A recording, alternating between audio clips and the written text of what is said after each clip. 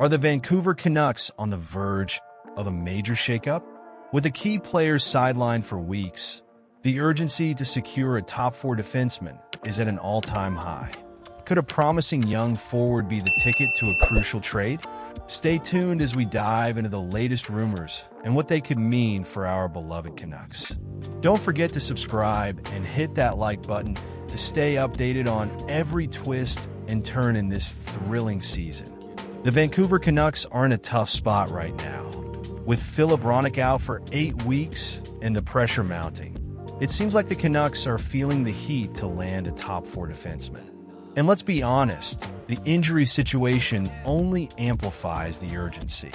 Noah Juulsen and Erik Brannstrom need to step up, but if they falter, it could spell trouble for the Canucks' playoff aspirations.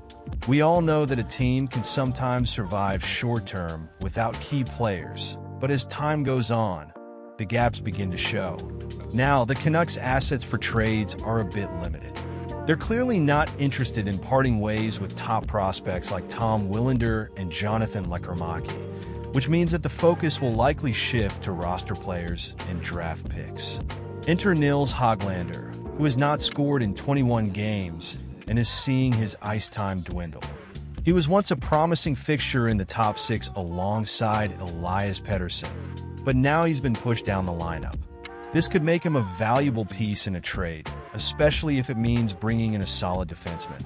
One name that's circulating is Marcus Pettersson from the Pittsburgh Penguins.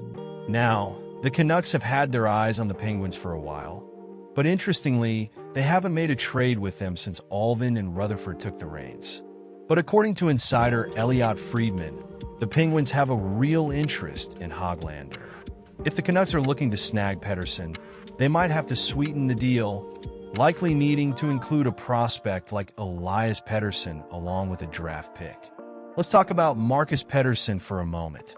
This guy has developed into a reliable top-four defender, averaging over 20 minutes of ice time per game over the last 3 seasons. He's not afraid to get physical, racking up significant hits and blocks. He could be exactly what the Canucks need on their blue line. However, there's a catch. He might just be a rental, which could complicate things further. Another name that comes to mind is Mike Matheson from the Montreal Canadiens. With the Habs struggling at the bottom of the Atlantic Division, they'll likely look to sell off some veteran talent. Matheson, who is younger and has a manageable contract, could be a priority for the Canucks.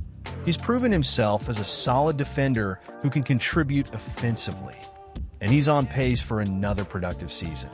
While the Canadiens may want a first-round pick in return, Matheson could be worth that cost. Matheson would fit in seamlessly with Quinn Hughes while Hronek is out. He's versatile enough to play both sides, and his ability to contribute on the power play and penalty kill would make him a valuable asset for the Canucks. The key question here is whether Kent Hughes would be willing to part with Matheson for Hoglander and a draft pick, or if he's going to hold out for something bigger. As a passionate Canucks fan, I genuinely believe that Hoglander should be the focus of any trade discussions rather than Willander or Lekkerimäki.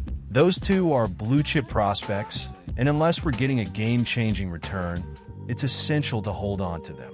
Yes, we desperately need a top-four defenseman, but we can't afford to mortgage our future for a short-term fix. So, what do you think? Is this the right direction for the Canucks, or do you have concerns? I personally find myself divided on the idea of trading Hoglander, especially when you consider how much potential he still has.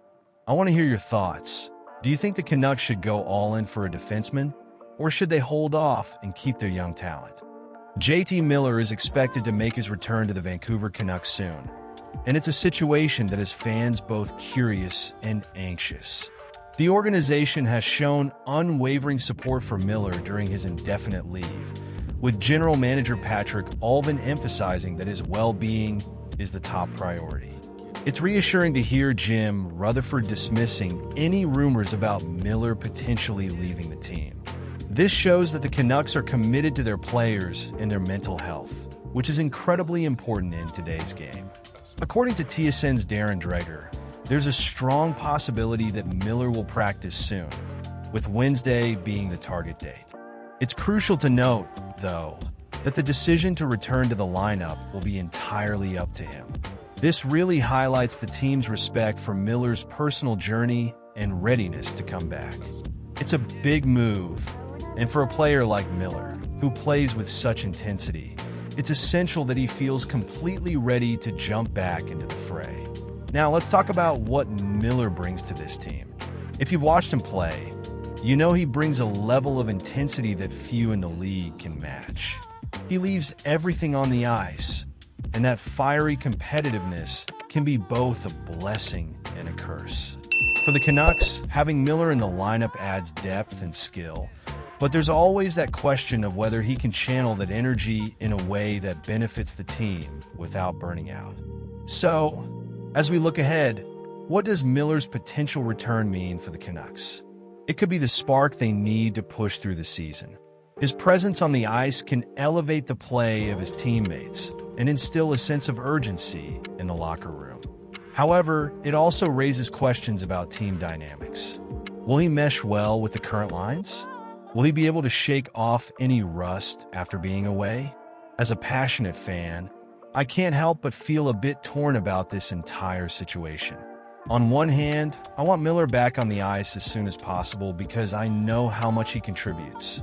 On the other hand, I want him to come back when he's fully ready, both mentally and physically. I think that's the key here.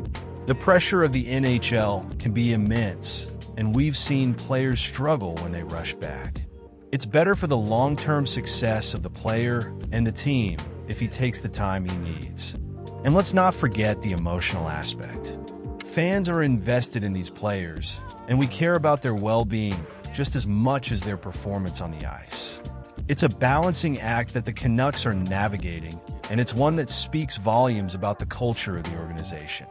We want to see our players succeed, but we also want to ensure they are healthy and happy. Now, I'm curious to hear what you all think about this situation. Do you believe that it was the right decision to leave the return up to JT Miller? I personally am a bit divided.